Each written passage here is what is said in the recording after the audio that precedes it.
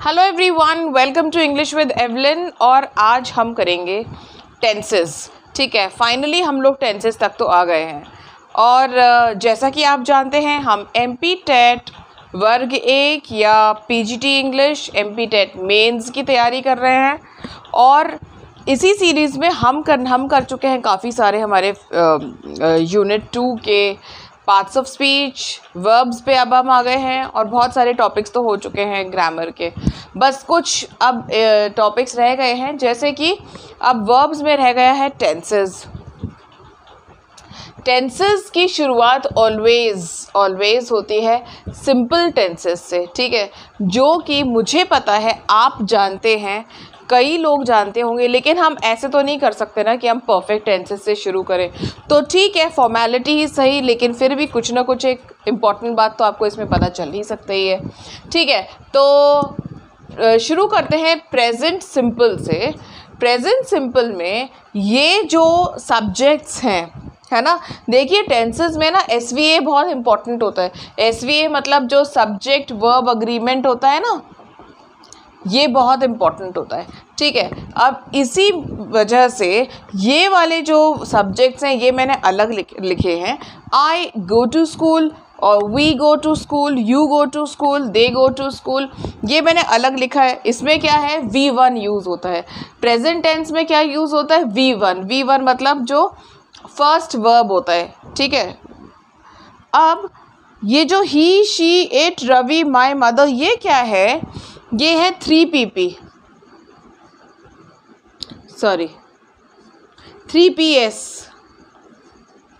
इसको हमेशा ध्यान रखना, 3PS को। थर्ड पर्सन सिंगुलर में ना S लग जाता है वर्ब में, बस यही डिफरेंस है और कुछ नहीं है, बाकी सेम है। ठीक है, तो she goes to school, he goes to school, it's तो होता नहीं है कि इट गोज़ टू स्कूल, पर हाँ बच्चों के खेल में हो सकता है। Ravi goes to school, my mother goes to school to teach. ठीक है, अब आते हैं हम सिंपल पास्ट में। सिंपल पास्ट ना सिंपल ही होता है। बोलते हैं कि मुझे ना ये कन्फ्यूजन नहीं चाहिए। थर्ड पर्सन सिंगुलर के साथ आप लगाओ एस, यहाँ नहीं लगाओ, मुझे ना एक ही कोई फॉर्म दे दो, मैं सबके साथ में वही कंटिन्यू करूँगा। तो सिंपल पास्ट बोलता है कि सारे सब्जेक्ट्स के साथ में वेंट लगा देते हैं। ठीक है, मतलब कि second form of the verb, I went to school, they went to school, she went to school, we all went to school, went है। ठीक है, V2 फिक्स है। फ्यूचर सिंपल बोलता है कि मुझे भी ऐसा ही कुछ चाहिए। ठीक है, लेकिन ना क्योंकि मैं फ्यूचर हूँ तो मेरी कुछ तो अलग आइडेंटिटी होनी चाहिए ना, तो मेरे को विल लगा दो सब जगह। विल हो जाएगा ना तो मैं खुश हो जाऊँगा कि हाँ भाई मेरे को फ्यूचर को एक अलग आइडेंटिटी मिल गई है। तो सिंपल फ्यूचर में क्या होता है, सारे सब्जेक्ट्स के साथ में विल के साथ में first form of the verb लग जाता है, वही जो यहाँ लगा है। इसमें ऐसा नहीं है विल गोज होगा, कुछ नहीं। जैसे यहाँ पे तो ये डिस्टिंक्शन है ना यहाँ पे कि थर्ड पर्सन सिंगुलर के साथ में गोज बोला है, ड्रिंक्स, ईट्स बोलेंगे, है ना। यहाँ पे वो नहीं है, यहाँ पे गो लगेगा। ठीक है, जैसे I go to school, I will go to school, you will go to school, it will go home, they will go home, Ravi will go home, my mom will go home. ठीक है, हुआ क्लियर। अब हम चलते हैं continuous.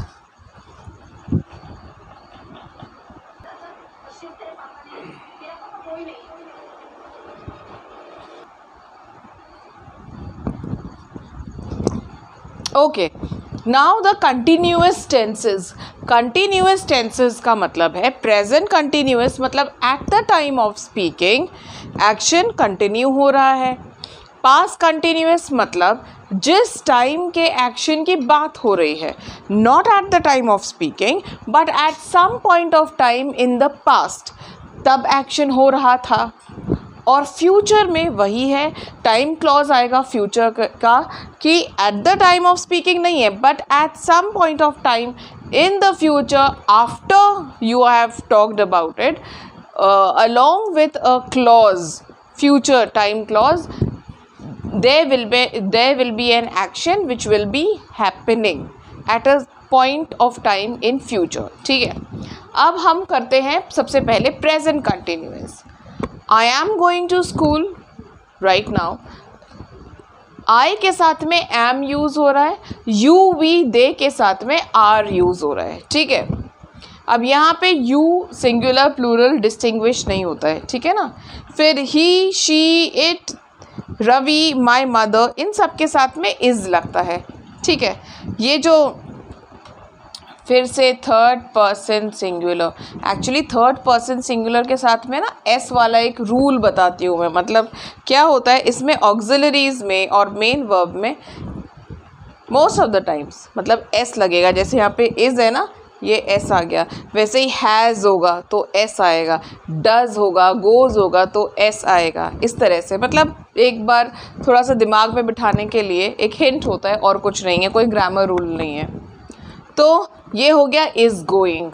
ठीक है, this is an action which is happening either at the time of speaking और ड्यूरिंग दैट ड्यूरेशन. जैसे अगर मैं बोलूँ I am reading a novel these days, तो I am not reading right now but I am reading at I am reading but presently नहीं पढ़ रही हूँ मैं, बट आई एम मतलब एट प्रेजेंट नहीं पढ़ रही हूँ मैं, लेकिन एक कंटिन्यूअस एक्शन है जो चल रहा है. ठीक है, उस सेंस में यूज़ होता है. पास्ट कंटिन्यूअस, अब पास्ट कंटिन्यूअस को जस्टिफाई कैसे करेंगे, तो I was going to school when you called.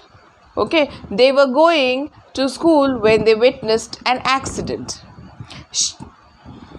Sorry, हाँ ये वर्ब नहीं है, ये भी वॉज है. He was going to the market when I saw him. She was going to school when she fell down. Ravi was going to school when he met his friend. My mom was going to school when she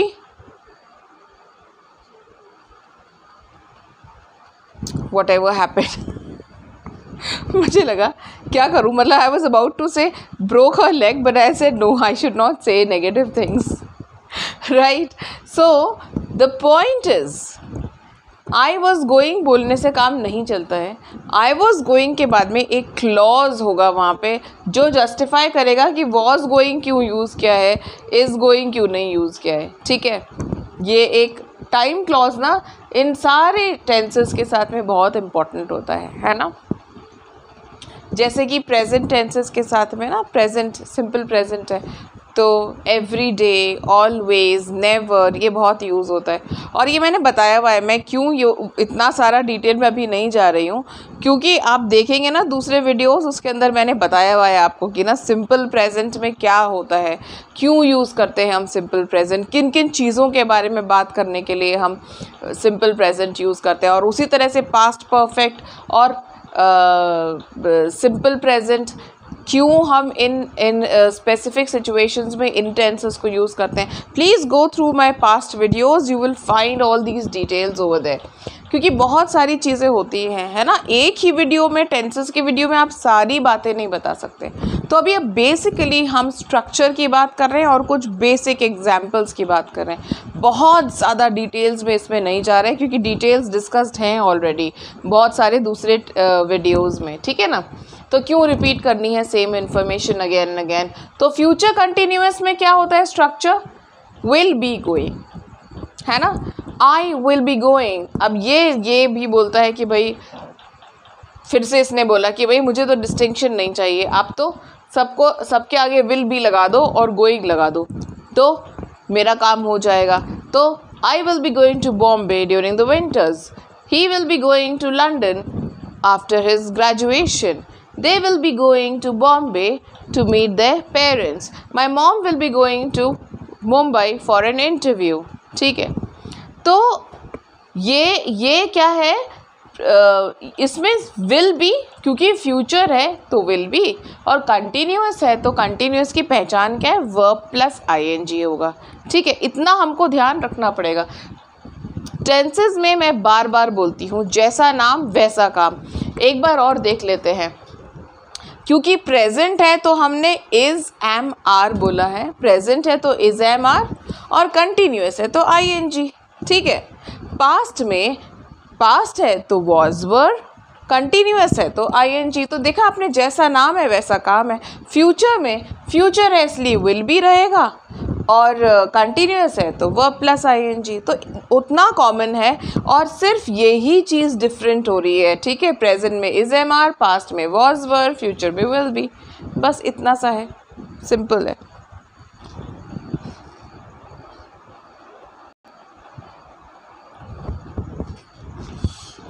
all right, तो अब हम आते हैं हमारे perfect tenses पर।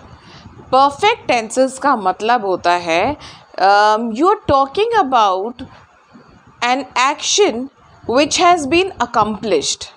ठीक है, either it has been accomplished. अच्छा, रेलेवेंस के ऊपर डिपेंड करता है। अगर उसकी प्रेजेंट कॉन्टेक्स्ट में रेलेवेंस है तो प्रेजेंट परफेक्ट, पास्ट में रेलेवेंस है ना, कि the work has been done, okay, तो इन द पास्ट तो पास्ट परफेक्ट है।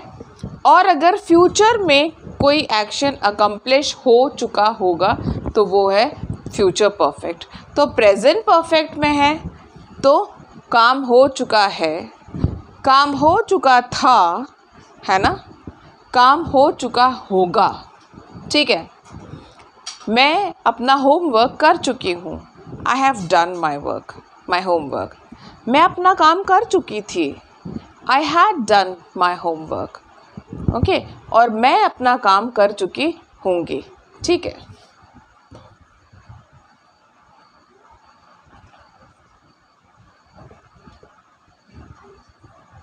ये मैंने रब कर दिया, इसके ना मैं आपको एक्सप्लेन करते हुए बताऊंगी। इसका टाइम ऑफ एक्शन बहुत इम्पॉर्टेंट होता है। अच्छा, अब क्या होता है, सबसे पहले इसमें ऑक्सिलरी कौन सा लगता है? सब में हैव ऑक्सिलरी है। ठीक है, तो परफेक्ट टेंस की एक निशानी तो क्या है? हैज़, हैव, हैड या विल हैव, ये चार ऑक्सिलरीज यूज होते हैं। हैज़, हैव प्रेजेंट में, हैड पास्ट में, विल हैव फ्यूचर में। तो ये ऑक्सिलरीज लगते हैं इसमें, हैज़ वाले। ठीक है, ये ऑक्सिलरीज हुए। और सब में third form of the verb, third form of the verb important है। मतलब ईट, एट, ईटन यूज़ होगा, ड्रिंक, ड्रैंक, ड्रंक यूज़ होगा, बाय, बॉट, बॉट यूज़ होगा, स्लीप, स्लेप्ट, स्लेप्ट यूज़ होगा।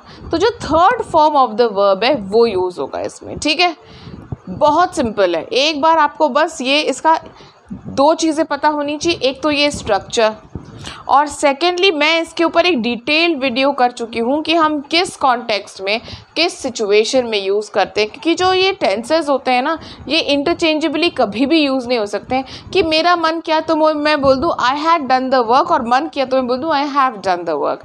ऐसे नहीं बोल सकती हूँ मैं, दोनों में से कोई चॉइस नहीं है मेरे पास में। अब सिचुएशन पे डिपेंड करता है कि मैं बोलूँगी आई हैव डन द वर्क अगर वर्क की अकम्प्लिशमेंट इम्पॉर्टेंट है तो मैं बोलूँगी आई हैव डन द वर्क, और अगर टाइम ऑफ एक्शन इम्पॉर्टेंट है तो मैं ये बोलूँगी नहीं, मैं बोलूँगी आई had done the work before you returned.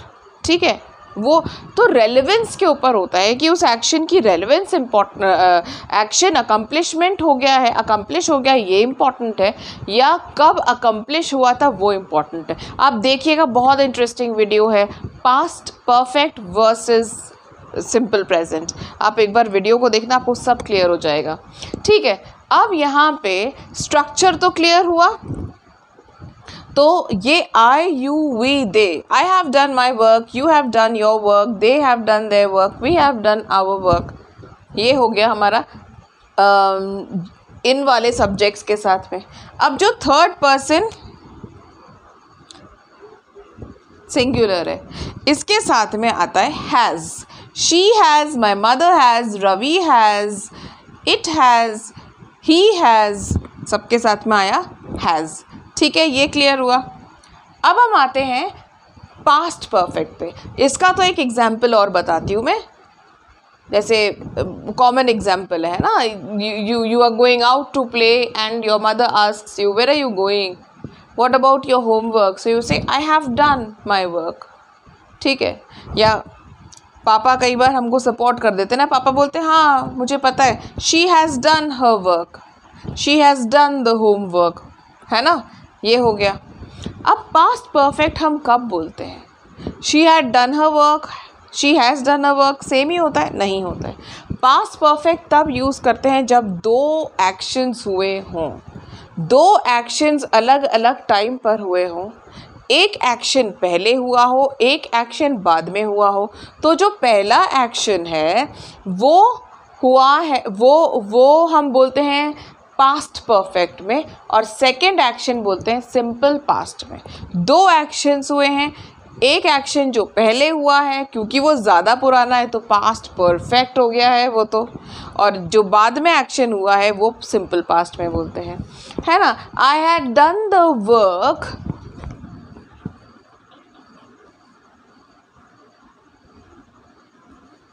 Before you came home, ठीक है।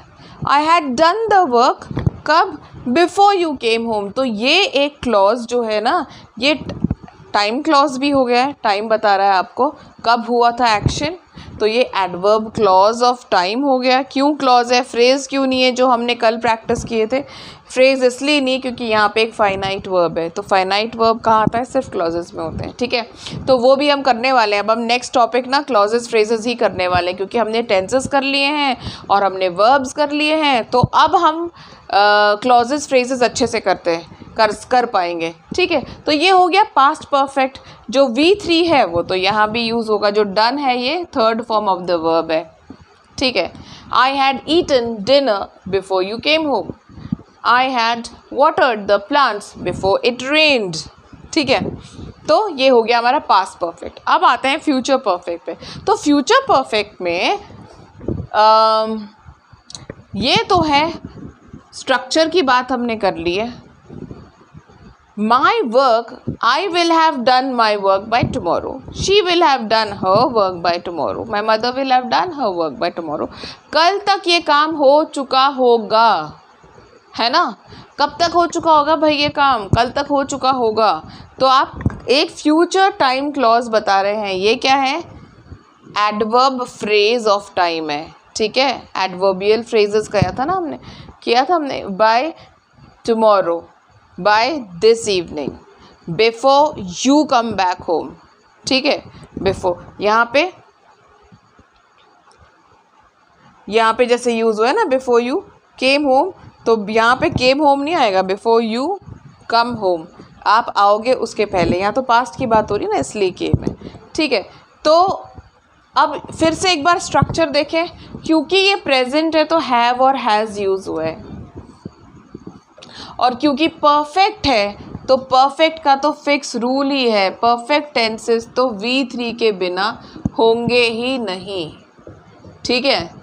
तो क्योंकि ये प्रेजेंट है तो हैज़ हैव है, परफेक्ट है तो third form of the verb है, क्योंकि ये पास्ट है तो हैड है। देखो यहाँ पे भी पास्ट ने बोला है मुझे हैसल नहीं चाहिए ये हैज़ हैव का, मेरे को तो आप एक ऑक्सिलरी दे दो, तो हमने कहा ठीक है तुम हैड रख लो, सबके साथ में मैं हैड ही यूज़ करूँगा, ठीक है।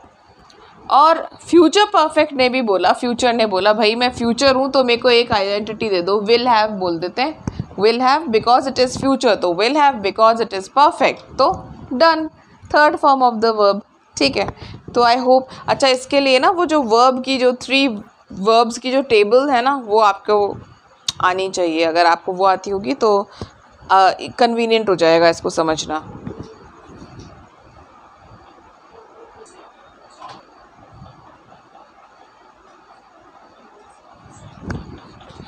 ओके, अब हम आते हैं हमारे परफेक्ट कंटिन्यूअस टेंसेस पे। अब परफेक्ट कंटिन्यूअस टेंसेस में और कंटिन्यूअस टेंसेस में बेसिक डिफरेंस क्या होता है कि कंटिन्यूअस टेंसेस में हम बताते हैं कि हाँ ये एक्शन हो रहा है ना, आई एम राइटिंग। लेकिन परफेक्ट कंटिन्यूअस में आप ड्यूरेशन बताते हैं, बहुत इम्पॉर्टेंट चीज़ है ये, आप बताते हैं ड्यूरेशन। और ड्यूरेशन आप दो तरीके से बताते हैं, या तो आप बिगनिंग टाइम बताते हैं जैसे कि 8 AM, या आप ड्यूरेशन बताते हैं सिंस, मतलब फॉर 2 hours। ड्यूरेशन बहुत इम्पॉर्टेंट है। अगर आपको ड्यूरेशन नहीं बतानी है तो आप ये परफेक्ट कंटिन्यूअस टेंस यूज़ नहीं करेंगे, है ना। जैसे अगर मुझे बताना है आई एम कुकिंग, तो मैं प्रेजेंट कंटिन्यूअस यूज़ करूँगी, या मुझे पास्ट में बताना है मैं किस वक्त कुकिंग कर रही थी, तो I was cooking when the guests arrived, ठीक है, I was cooking, या I will have been cooking, I will be cooking after reaching home, घर पहुंच के मैं खाना बना रही हूँगी। तो इसमें मुझे कहीं पे भी ड्यूरेशन नहीं बताई है मैंने, ठीक है। लेकिन अगर मुझे ड्यूरेशन बतानी है, कई बार ऐसा होता है ना, मदर्स किचन में काम कर रही होती हैं और बोलती हैं मैं 4 घंटे से किचन में काम कर रही हूँ, है ना। तो क्या बोलती हैं हमेशा, वो तो मदर्स तो परफेक्ट कंटिन्यूअस में ही बात कर रही है। तुम 4 घंटे से टीवी देख रहे हो, तुम 4 घंटे से 2 घंटे से अखबार पढ़ रहे हो, मैं 4 घंटे से किचन में लगी हुई हूँ। ड्यूरेशन के बिना बात नहीं होती है। तो कैसे बोलती हैं mothers, I have been cooking for the past 2 hours, I have been slogging in the kitchen since 4 AM, है ना। और you have been reading the newspapers for 2 hours, या तो बोलते हैं फॉर के साथ में ड्यूरेशन फॉर 2 hours, या बोलते हैं सिंस 8 AM, ठीक है, या you have been watching TV since 6 in the evening, या since I reached home. Starting point of time कुछ भी हो सकता है, जैसे कि ईयर भी हो सकता है ना, I have been living in Delhi since 2003, I have been living in Delhi for 20 years। दोनों में से कुछ भी बोल सकते हैं, या तो ड्यूरेशन बता दें या स्टार्टिंग पॉइंट ऑफ टाइम बता दें, ठीक है। तो ये तो हो गया हमारा present perfect continuous. Past perfect continuous में क्या होता है कि एक एक्शन कंटिन्यू हुआ है और जब तक वो एक्शन ख़त्म हुआ है आप उसकी ड्यूरेशन को गिन के बताते हो कि इतने देर से ऐसा हुआ, जिसके बाद में कुछ और एक्शन हो गया, ये इसका स्टॉपिंग टाइम होता है, ठीक है। जैसे कि I had been studying for 2 hours before the doorbell rang, ठीक है, मतलब मैंने 2 घंटा पढ़ाई करी बिफोर माई फ्रेंड अराइव्ड, या बिफोर यू रीच्ड होम, या बिफोर इट स्टार्टेड रेनिंग, और before there was a power cut. तो मतलब पावर कट के पहले, तुम्हारे आने के पहले, गेस्ट्स के आने के पहले मैंने 2 घंटा पढ़ाई करी है। तो आपने उस कंटिन्यू होते हुए एक्शन का ड्यूरेशन बता दिया है, ठीक है। I had been living in this city for 20 years before I moved to UK in 2025, ठीक है। तो ये आपने क्या बता दिया कि ये तब की बात है जब समझिए कि 2025 भी हो चुका है, ठीक है। इसको और इजी बनाती हूँ मैं कि I had been living in this city for 20 years before I moved to the UK in 2020, मतलब 2020 में मूव हो गए, उसके पहले ड्यूरेशन कितना टाइम हम यहाँ रह रहे थे उसकी आपने बताई है पास्ट परफेक्ट कंटिन्यूअस में। अब फ्यूचर परफेक्ट कंटिन्यूअस में क्या, मैं स्ट्रक्चर बताऊंगी आपको, ठीक है। अभी मैं आपको बता रही हूँ कि यूसेज में क्या फ़र्क होता है, ठीक है। फ्यूचर में आप एक फ्यूचर टाइम बताएंगे, है ना। जैसे कि मान लीजिए मैं यहाँ पे रहती आई हूँ 10 साल से, ठीक है, और मैं बोल रही हूँ कि 2025 में मुझे इतने साल हो जाएंगे, तो 2025 में अभी 3 साल बाकी, 2 साल बाकी हैं। तो हम क्या बोलना चाहेंगे, अब हम यहाँ कैसे बताएंगे कि 2025 तक कितने साल हो चुके होंगे हमें। तो हम बोलेंगे I will have been living here for 20 years in 2025। मतलब 2025 में हम इतने साल से रह रहे होंगे। हम फ्यूचर का गिन के बता रहे हैं। हम बड़ी लंबी ट्रेन जर्नीज़ में जाते हैं, है ना। तो हम क्या बोलेंगे, by tomorrow evening I will have been travelling for 48 hours। मैं कल शाम 6 बजे तक मैं 48 hours ट्रैवल कर चुकी होंगी,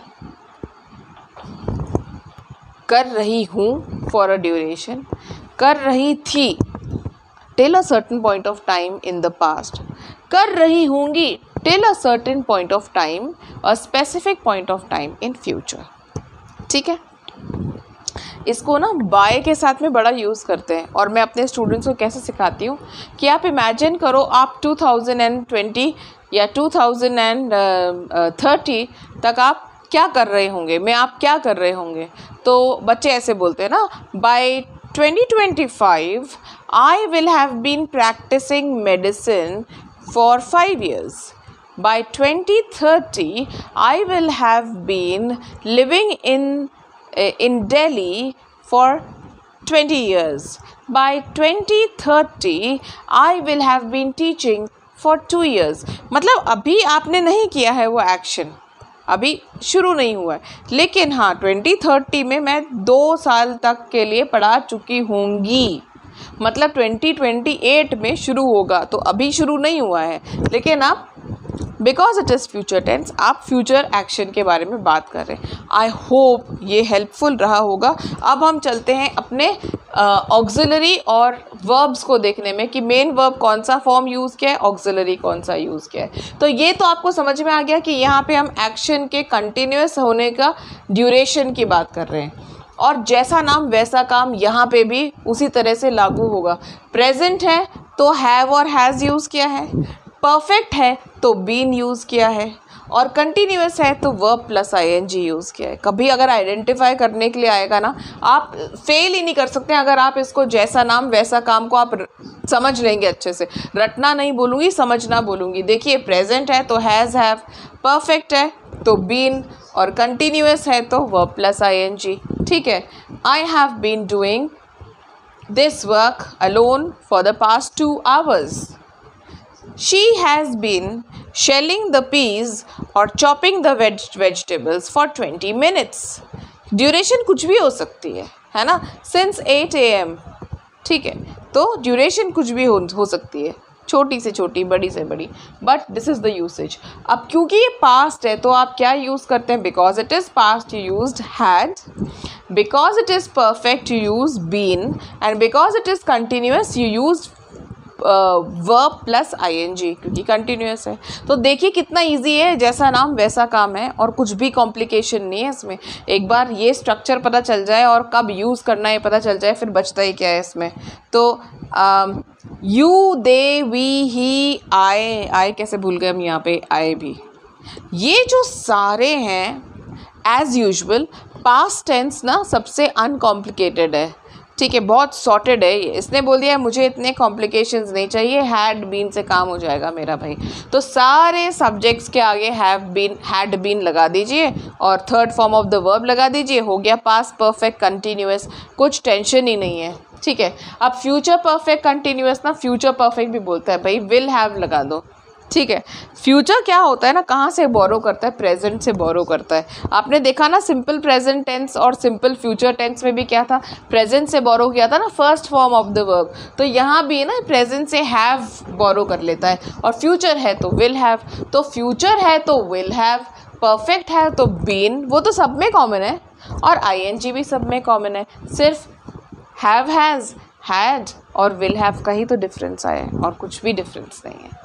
ठीक है, तो ये हमारे टेंसेस हो गए हैं। आई होप आपको थोड़े कम टाइम में जितना मैंने एक्सप्लेन करने की कोशिश की है। आपका टाइम बहुत कीमती है, मैं इसलिए ये भी नहीं चाहती हूँ कि बहुत लंबे लेंदी वीडियोस बना करके टाइम वेस्ट हो आपका और आपको फॉरवर्ड करके देखना पड़े, देयर इज़ नो पॉइंट।